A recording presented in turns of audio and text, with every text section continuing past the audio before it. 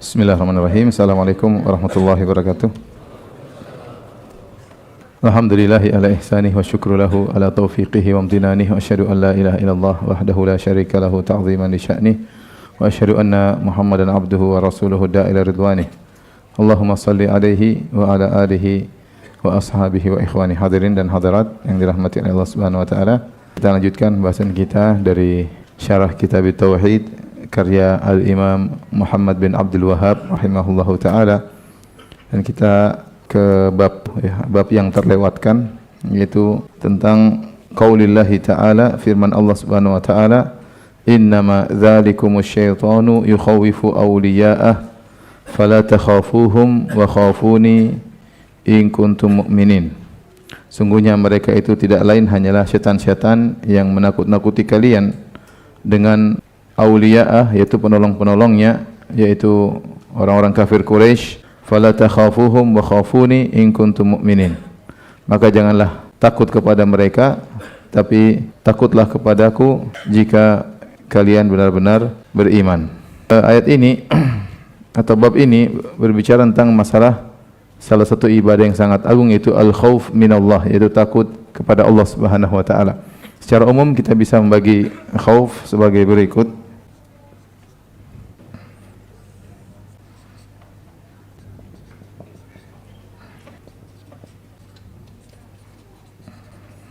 Baik, di sini ada beberapa perkara. Yang pertama al-khauf al-masyru', yaitu al-khauf minallah, ya. Ini adalah al-khauf minallah, takut kepada Allah.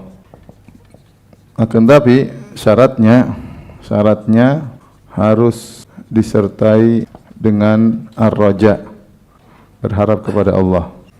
Karena kalau takut tanpa ada berharap kepada Allah, maka menjadikan seorang akhirnya qunut, putus asa, dan putus asa adalah dosa besar, ya.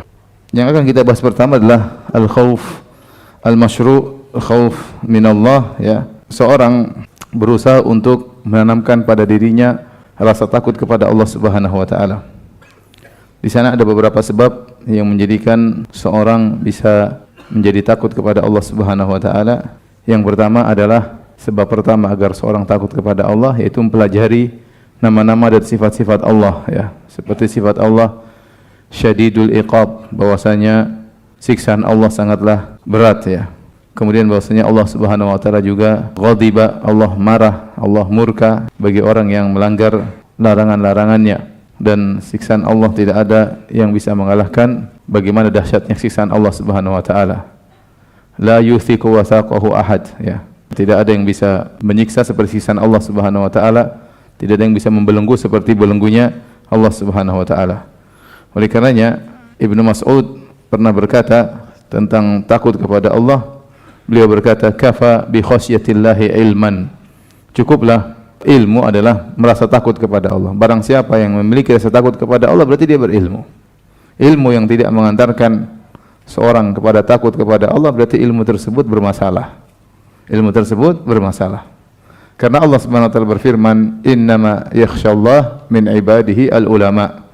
Sungguhnya yang takut kepada Allah dari hamba-hambanya adalah para ulama.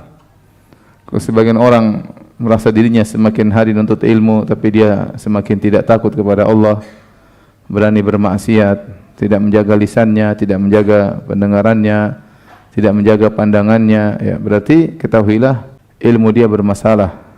Apa dia salah menuntut ilmu atau niatnya salah, ya. Makanya Ibnu Qayyim rahimahullah mengatakan bahwasanya ilmu yang tidak mengantarkan orang kepada takut kepada Allah famadkhul, bahwasanya niatnya pasti terkontaminasi dengan niat yang keliru. Maka hendaknya dia segera introspeksi diri, ya. Karena kata Ibnu Mas'ud, kafa bi khasyatillahi ilman, cukuplah takut kepada Allah merupakan ilmu.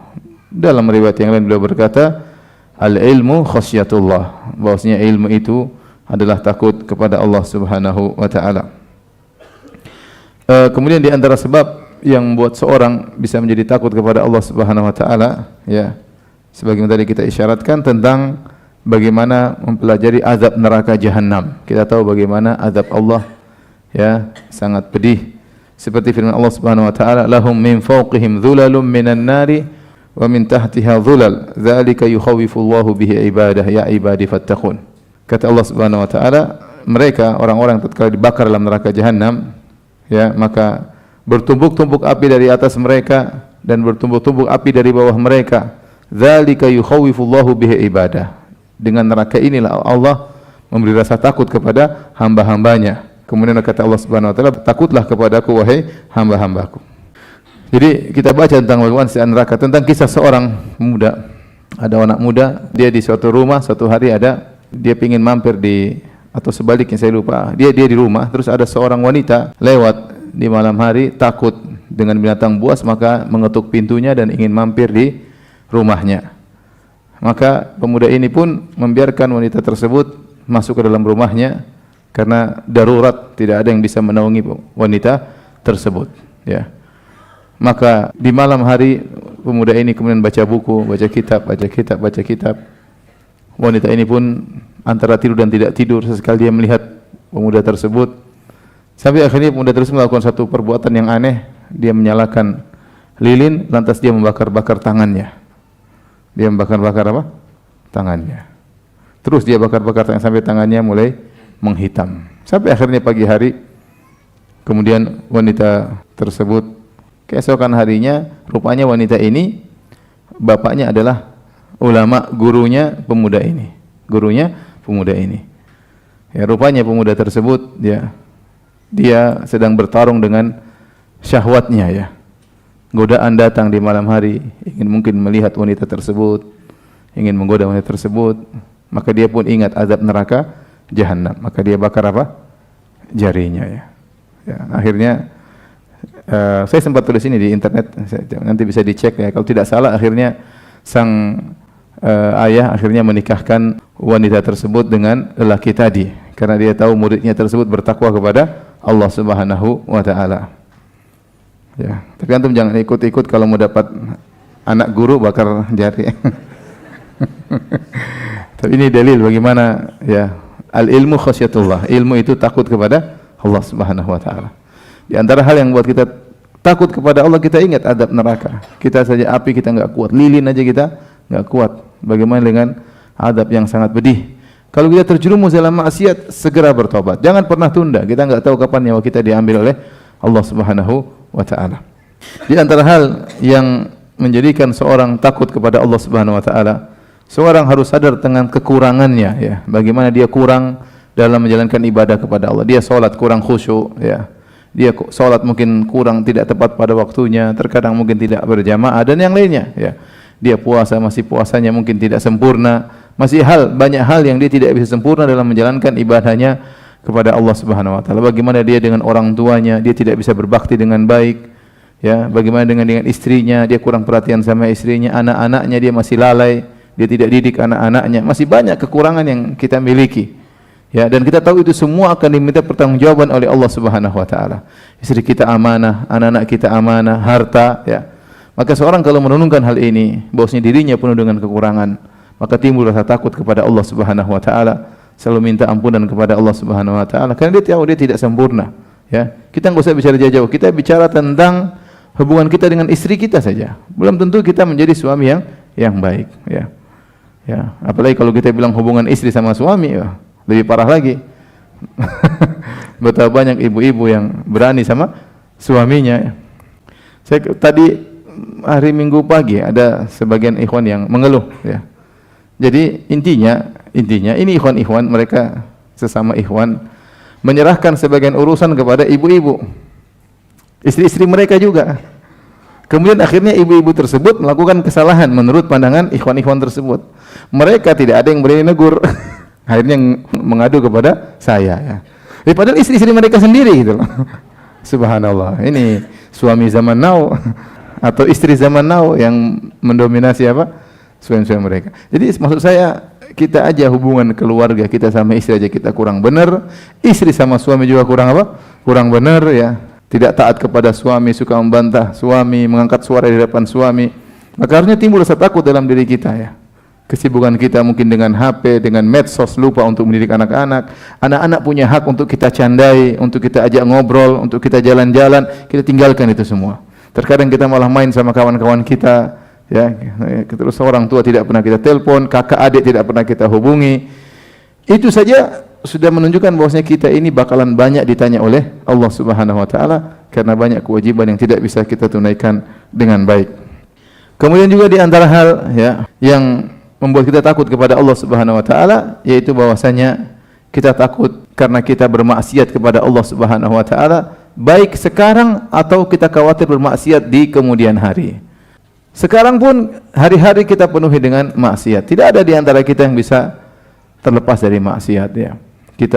Selama kita masih bergaul dengan medsos, selama kita masih bergaul dengan YouTube, selama kita masih bergaul dengan Instagram, maka kita tidak akan luput dari maksiat. Dulu Nabi SAW mengatakan iyyakum wal julusa fit turaqat. Hati-hati kalian duduk di mana? Di jalan. Kenapa dilarang duduk di jalan? Karena banyak hal yang akan kita lihat. Dan banyak kewajiban yang harus kita lakukan. Kalau kita di depan jalan ada orang melakukan kemungkaran, kita harus tegur. Ada orang pertolongan, kita harus apa? Tolong. Belum harus ada orang lewat terbuka auratnya, kita harus tundukkan pandangan. Itu di zaman Nabi yang kemungkaran tidak tersebar. Nabi mengatakan iyyakum wal julusa fit turaqat. Hati-hatilah kalian duduk di pinggir jalan. Nah, sekarang duduk di hadapan HP lebih parah daripada duduk di pinggir jalan. Semuanya bisa kita lihat.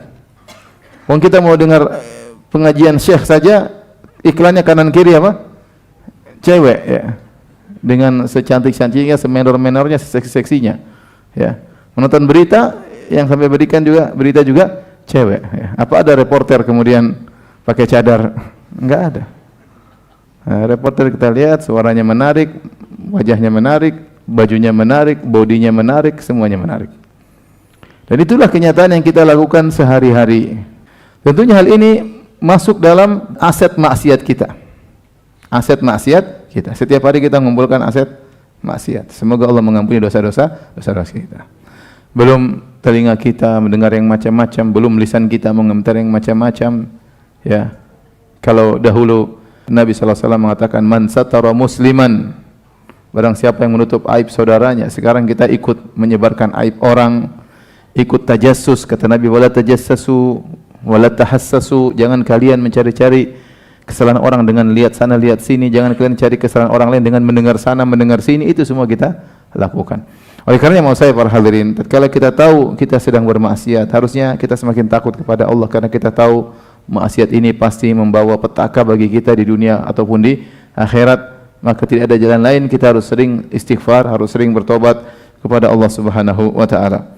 Di antara hal yang membantu kita untuk takut kepada Allah Subhanahu wa taala yaitu takut amal kita tidak diterima oleh Allah Subhanahu wa taala. Dan ini sifat orang-orang beriman. Makanya Nabi Ibrahim alaihissalam ketika dia membangun rumah Allah dengan perintah Allah Subhanahu wa taala, membangun Ka'bah yang sekarang menjadi pusat ibadah seluruh kaum muslimin di alam semesta ini, maka setiap dia meletakkan batu dengan anaknya Ismail alaihi salam, maka Ibrahim dan Ismail alaihi salam berkata, Rabbana taqabbal minna innaka antas samiul alim. Ya Rabb kami, terimalah amalan kami, sungguhnya Engkau as-samiul alim, maha mendengar dan maha mengetahui. Kalau Allah mendengar berarti Allah akan mengabulkan. Makanya kalau kita bangkit dari ruku kita mengatakan sami Allahu liman hamidah, ya, maksudnya Allah mendengar orang yang memujinya ya. Nah, bukannya kita suudzon kepada Allah, kita enggak boleh suudzon sama Allah, tetapi kita suudzon pada diri kita sendiri. Allah maha menerima amalan, Allah maha menerima taubat seorang hamba. Alam ya'lamu anna Allah yaqbalu taubata min ibadihi. Tidakkah kalian mereka tahu Allah maha menerima taubat seorang hamba, dan Allah menerima ya Allah menerima sedekah hamba-hambanya, Allah menerima ibadah hamba-hambanya. Tapi masalahnya bukan kita suudzon sama Allah, tapi diri kita. Kita ini ibadah bagaimana? Ikhlas enggak? Kalau sesuai sunnah mungkin kita bisa sesuai sunnah. Secara zahir kita bisa lakukan. Ya salat sesuai sunnah, puasa sesuai sunnah, haji sesuai sunnah. Bisa ya. Tidak seperti kebanyakan orang yang mungkin haji tidak sesuai dengan sunnah Nabi sallallahu alaihi wasallam atau melakukan pelanggaran-pelanggaran. Kita bisa salat sesuai sunnah, kita bisa puasa sesuai sunnah. Tapi jadi masalahnya, apakah kita ikhlas tatkala ibadah tersebut? Apakah selama ini dakwah kita di masjid-masjid ikhlas karena Allah Subhanahu wa taala? Wallahu alam, Allah yang lebih tahu. Apakah selama ini kita membantu orang ikhlas karena Allah? Wallahu alam, Allah yang lebih tahu. Ya. Oleh karenanya ini menjadi kita juga semakin takut kepada Allah karena kita tidak tahu amal kita diterima atau tidak. Kemudian juga yang membuat kita takut kepada Allah Subhanahu wa taala? Kita takut dengan su'ul khatimah, dengan kesudahan yang buruk, ya.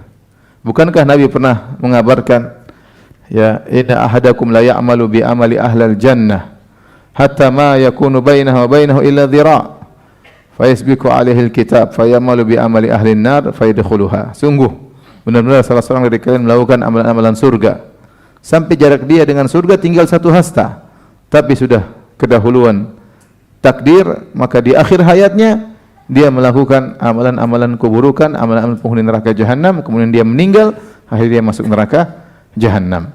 Maka ini juga membuat kita khawatir, kita tidak tahu bagaimana kesudahan kita, ya.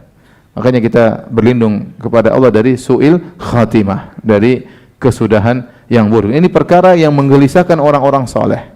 Tidak ada orang yang pede masuk surga karena mereka tidak tahu kesudahan mereka. Mereka tidak tahu kesudahan mereka. Lihat Imam Ahmad rahimahullahu taala. Tatkala dia akan meninggal dunia, dia masih mengatakan ba'du, belum. Waktu anaknya bertanya, apa yang kau katakan wahai ayahanda? Kenapa kau mengatakan ba'du? Ternyata Imam Ahmad bercerita waktu dia sadar dari pingsannya, dia mengatakan iblis datang kepadaku. Dan iblis berkata, futtani ya Ahmad, kau telah lolos dariku ya Ahmad. Untuk apa? Agar Ahmad bin Hanbal ujub bahwasanya dia telah lolos dari godaan apa? Iblis. Kata Imam Ahmad, belum. Selama saya belum mati, berarti belum selesai. Iblis menggoda sampai di ujung hayat seseorang. Oleh karenanya kita tidak tahu bagaimana nasib kita di akhir kita. Jangan terpedaya dengan yang ada sekarang. Sekarang bolehlah kita mungkin masih berpenampilan sunnah, mungkin melihara jenggot, celana cingkrang, mungkin sebagian wanita bercadar, tapi kita enggak tahu di ujung, ya, bagaimana, apa kita masih istiqomah atau tidak, dengan berbagai macam syubhat, dengan berbagai macam syahwat, ya. Orang tadinya baik-baik tahu-tahu punya pemikiran takfiri. Orang tadinya baik-baik tahu-tahu tenggelam dalam bid'ah, akhirnya melakukan berbagai macam bid'ah. Orang tadinya baik-baik tahu-tahu di atas sunnah, tahu-tahu kemudian mulai, ya, membolehkan kesyirikan dan yang lainnya. Orang banyak di atas sunnah tahu-tahu jadi liberal, banyak. Di atas sunnah tahu-tahu jadi apa? Liberal, ya. Kenapa? Karena yang bisa memberikan kita istiqomah cuma siapa? Allah Subhanahu wa taala. Nabi saja kata Allah Subhanahu wa taala, "Walaula an thabbatnaka laqad kitta tarkanu ilaihim syai'an qalila." Kalau bukan kami kokohkan hatimu wahai Muhammad, tentu kau akan condong kepada mereka sedikit demi sedikit. Itu Rasulullah sallallahu alaihi wasallam. Makanya di antara doa yang paling banyak Nabi ucapkan dalam sujudnya, ya muqallibal qulub tsabbit qalbi ala dinik. Wahai pembolak-balik hati manusia, tegarkanlah hatiku di atas agamamu. Makanya seorang harus ada rasa takutnya kepada Allah Subhanahu wa taala. Jangan pede dengan dirinya, jangan merasa dirinya bakalan masuk surga, apalagi gandeng orang bawa ke surga, ya. Kita enggak tahu, ya, kita ini siapa. Ya, kita aja enggak tahu masuk surga masuk neraka kayak enggak tahu, ya. Kalau orang jamin surga itu wali syaitan, ya. Yang bisa menjamin surga, ya, cuma Allah Subhanahu wa taala atau melalui lisan nabinya Muhammad sallallahu alaihi wasallam. Selain itu tidak ada, ya. Selain tidak ada. Kalau ada orang mengesankan bahwasanya kau ikut saya bakalan dapat surga, ini wali syaitan, ya. Ya, emang ikut kau jamin surga, ya.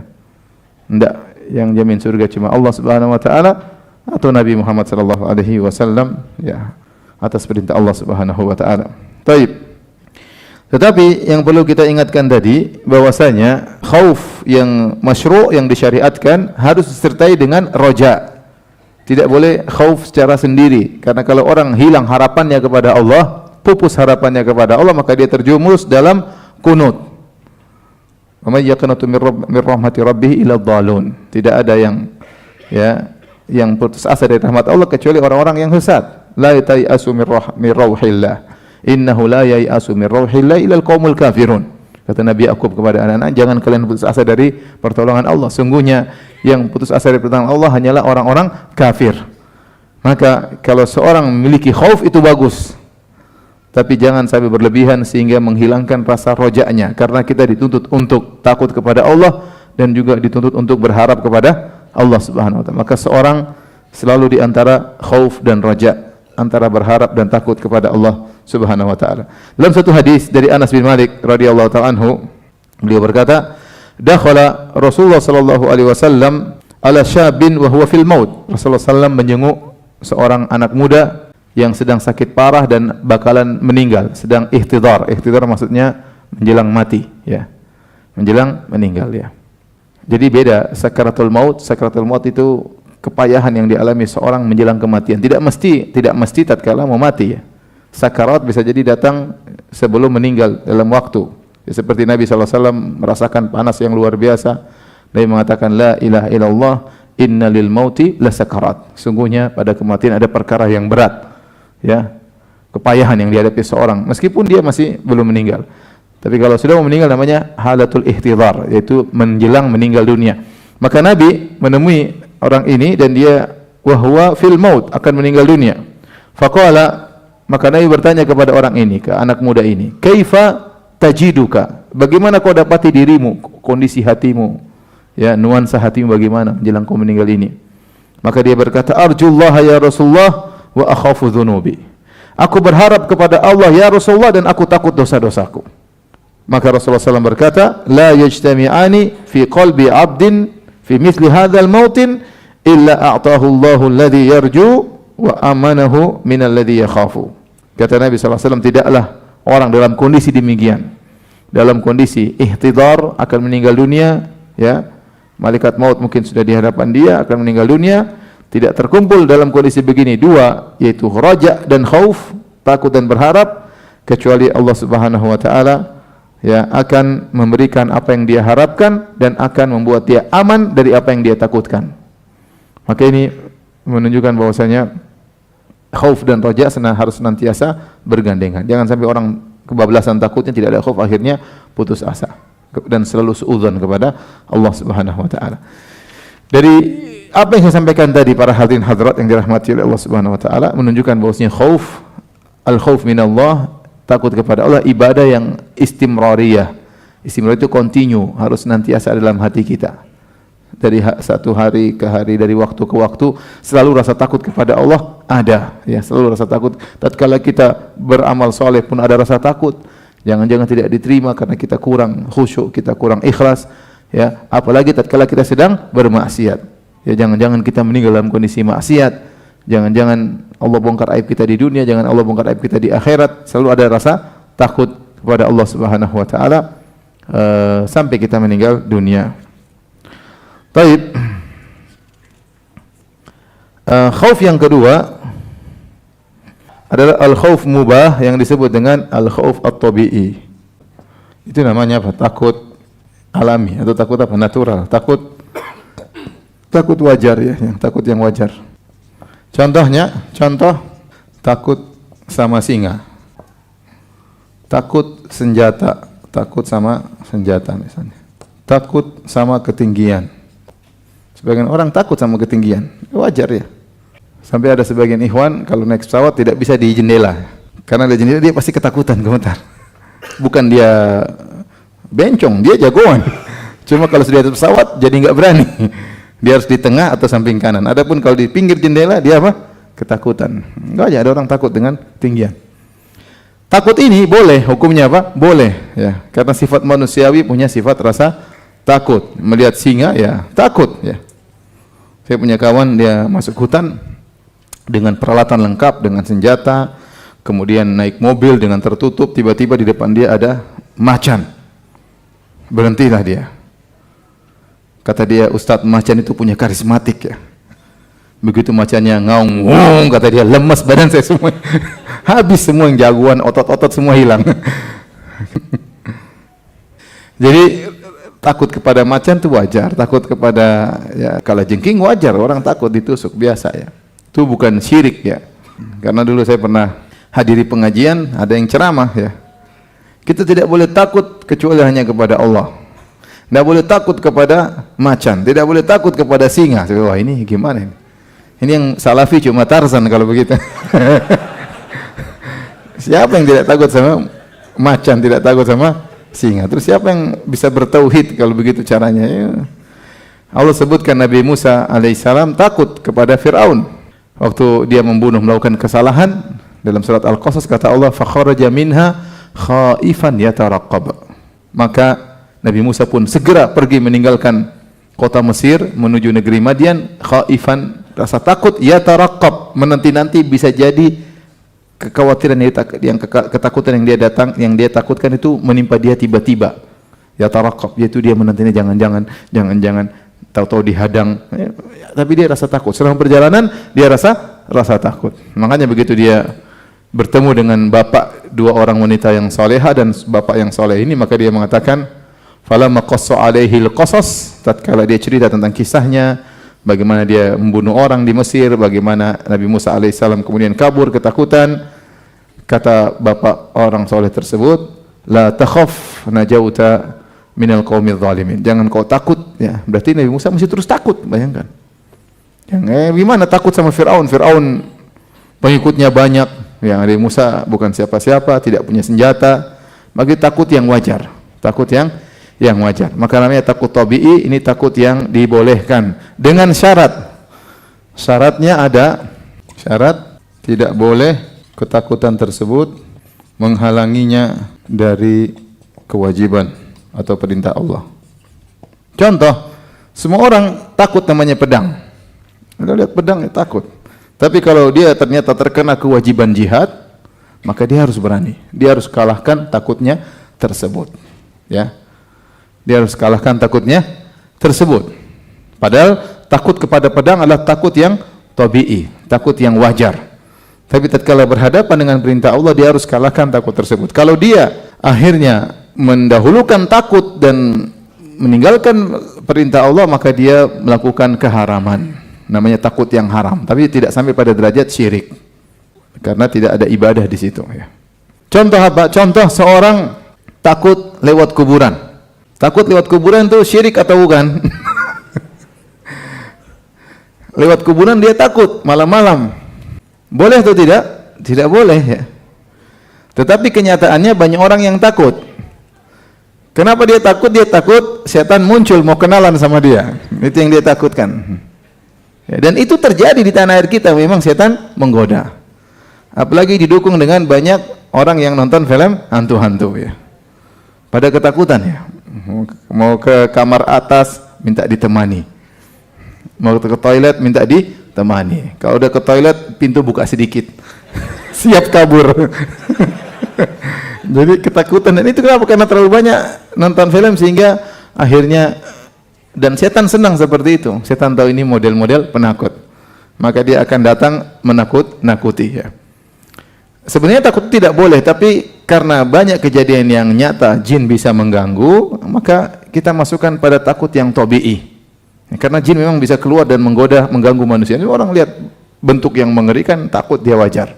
Tetapi kalau ternyata dia antara rumah dia dengan masjid untuk salat Isya ada kuburan, dia harus jalan. Tidak boleh, meskipun rasa takut dia harus apa? Lawan. Kenapa? Karena dia wajib untuk salat di masjid. Contohnya seperti itu. Ya, jadi takut tabi'i, kalau sudah berhadapan dengan perintah Allah, maka takut tersebut harus dikalahkan dalam rangka menjalankan perintah Allah. Dia harus lebih takut kepada Allah daripada kepada manusia. Inilah ayat yang kita bahas. Innama dzalikumus syaitanu yukhawwifu awliya'ah.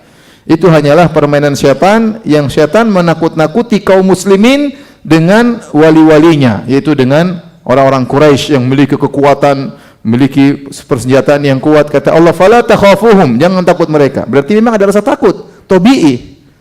Orang takut dengan musuh yang berjumlah banyak itu tabiat manusia, wajar. Tapi tatkala bertentangan dengan perintah jihad, kata Allah, fala takhafuhum wa khafuni. Jangan takut mereka, tapi takutlah kepadaku yang memerintahkan kalian untuk melawan mereka. In kuntum mu'minin, kalau kalian benar-benar beriman. Ini dalil bahwasanya kalau sudah takut tersebut bertentangan dengan perintah Allah, maka takut tabi'i harus dikalahkan. Paham? Saya punya teman dari Somalia, dia cerita. Jadi kalau mereka lewat di sering lewat hutan, tiba-tiba singa muncul. Singa muncul. Kadang-kadang singa itu satu ekor. Kalau sudah berhadapan dengan kita, kata dia, mau tidak mau harus pegang pisau, dan pasti kita kalah kalau singa tersebut. Tetapi kita harus lihat mata singa tersebut. Jangan sampai berkedip Dia lihat kita dan kita pun lihat dia. Maka dia mikir-mikir untuk menyerang. Dan teman saya cerita demikian. Keluar pegang pedang, pegang pisau, singanya natap, kita juga natap singa. Sampai kita lihat ketakutan, singa langsung nyerang. Tapi kalau kita sok jagoan, singanya perhitungan. Iya, perhitungan dia. Dan dia bilang itu kita lakukan di sana. Jadi benar-benar. Nanti dia pergi. Kita jalan lagi. Tiba-tiba dia muncul lagi dengan kaget. Nah, kita kalau kelihatan kita ketakutan, dia langsung apa? Serang. Tapi kalau kita tegap melihat wajah di mata dia, subhanallah. Mudah-mudahan kita enggak begitu deh. Cari mati. Kita tundukkan pandangan. Tapi kata dia itulah cara kita melawan singa. Ya, kita jelas sudah takut luar biasa ya. Baru lihat anjing aja udah ketakutan, apalagi singa. Taib yang terakhir yang disebut dengan al-khauf al-muharram, takut yang diharamkan. Adapun takut yang muharram yang tidak sampai derajat syirik, tadi yang saya sebutkan ini yang berkaitan dengan ini tadi. Paham? Jadi kalau takut ternyata mengalahkan perintah Allah, maka masuk kepada takut apa yang haram. Ada takut yang syirik namanya al-khaufu sirri. Al-khaufu sirri namanya takut sirri, itu al-khaufu syirki, yaitu rasa takut kepada sesuatu yang tidak zahir, maka disebut dengan sirri, sebabnya tidak zahir. Seperti misalnya, kamu jangan itu loh, dukun itu, nanti kamu kualat. Enggak ada sebab zahirnya, enggak ada. Ya. Kalau kamu bilang dukun tersebut kau akan terkena musibah, terkena penyakit, kemudian kita takut, itu takut yang haram dan itu syirik. Takut yang syirik karena tidak ada yang bisa mendatangkan suatu musibah tanpa ada sebab yang zahir kecuali siapa? Allah Subhanahu wa taala. Ya. Seperti yang dilakukan oleh kaum Nabi Hud kepada Nabi Hud alaihissalam. Inna qulu illa taraka ba'du alihatina bisu. Wahai Hud, sungguhnya kami berkata sungguhnya sebagian Tuhan-Tuhan kami akan menimpakan keburukan kepada engkau wahai Hud. Jadi mereka nakut-nakut Hud. Ente bilang tidak boleh nyembah sembahan kami, tidak boleh. Hati-hati ente kualat nanti. Ente maki-maki sembahan kami. Ente bakalan apa? Kualat. Ente maki-maki patung-patung kami, ente kualat. Inna qulu illa taraka ba'du alihatina bisu. Ketahuilah Hud, kau akan ditimpa dengan sebagian keburukan dari sebagian Tuhan-Tuhan kami. Qala inni usyhidullah wa asyhadu anni bari'um mimma tusyrikun fakiduni jami'an thumma la tunzirun inni tawakkaltu 'ala Allahi rabbi wa rabbukum. 'Ala Allahi rabbi wa rabbikum. Ma min dabbatin. Kata Nabi Hud alaihissalam, saksikanlah ya. Jadi kata Nabi Hud, setelah dia ditakut-takuti, dia mengatakan, fakiduni jami'an thumma la tunzirun. Kalian seluruhnya gabung semuanya, bikin makar sama saya, gabung rame-rame. Jangan sebagian Tuhan, suruh Tuhan kalian gabung, suruh gabung semuanya. Sama kalian sekalian seluruhnya. Bikin makar sama saya. Thumma la tunzirun, kalau kalian sudah gabung mau bikin makar sama saya, jangan tunda-tunda. Subhanallah, Nabi Hud nekat ya. Jadi kalau ada dukun ngancam, ente dukun-dukun, satu dukun se-Indonesia kumpul, santet saya. Jangan tunda-tunda. Kalau saya nggak berani ngomong gitu. Nabi Hud nekat. Kalian semua kumpul, kalian Tuhan-Tuhan kalian kumpul, fakiduni jami'an seluruhnya, bikin makar sama saya. Tsumma la tunzirun, jangan tunda-tunda. Inni tawakkaltu 'ala Allahi rabbi wa rabbikum. Aku bertawakal kepada Allah, Rabbku dan Rabb kalian. Makanya sebenarnya mengatakan, apa mukjizat Nabi Hud? Allah tidak sebutkan mukjizatnya secara khusus dalam Al-Quran. Sebenarnya mengatakan mukjizatnya itu. Beraninya dia berhadapan dengan apa? Nantang malah, nantang. Ditakut-takuti malah nantang apa? Nantang balik. Itulah kehebatan Nabi Hud alaihissalam, imannya sudah sangat luar biasa ya. Dan itulah yang disebut dengan al-khauf as-sirri, yaitu rasa takut tertimpa dengan musibah-musibah tertentu tanpa sebab yang zahir, maka disebut dengan sirri. Seperti kamu kok tidak pergi ke kuburan itu, kuburan wali, hati-hati loh. Kalau kamu tidak pergi nanti kamu terkena musibah, kualat dan macam-macam. Itu. Kalau kita takut seperti itu, syirik besar. Syirik yang mengeluarkan seorang dari Islam. Karena kita meyakini bahwasanya ada selain Allah yang tanpa sebab yang zahir bisa mendatangkan apa? Kemudaratan. Padahal yang bisa mendatangkan kemudaratan cuma siapa? Allah Subhanahu wa taala dengan sebab-sebab yang tidak nampak. Inilah ikhwan beberapa hal yang berkaitan dengan masalah takut. Insyaallah kita lanjutkan pekan depan. Kalau ada yang bertanya, saya persilahkan. Wallahu taala alam bisawab. Ustaz, bolehkah saya menghinakan patung atau sesajen di pohon yang besar-besar misalnya, supaya meyakinkan bahwa itu tidak membawa mudarat? Ini cari gara-gara namanya ya. Jadi gara-gara ya, ya siap menerima konsekuensinya ya. Saya rasa tidak usah lah ya. Kecuali itu pohon di halaman rumah antum, tidak apa-apa. Itu pohon orang, jangan antum ganggu-ganggu. Antum nasihati aja dengan ilmiah ya, sampai. Karena kita dalam Islam ada namanya maslahat dan mudarat. Bernahi mungkar juga menimbang antara maslahat dan mudarat.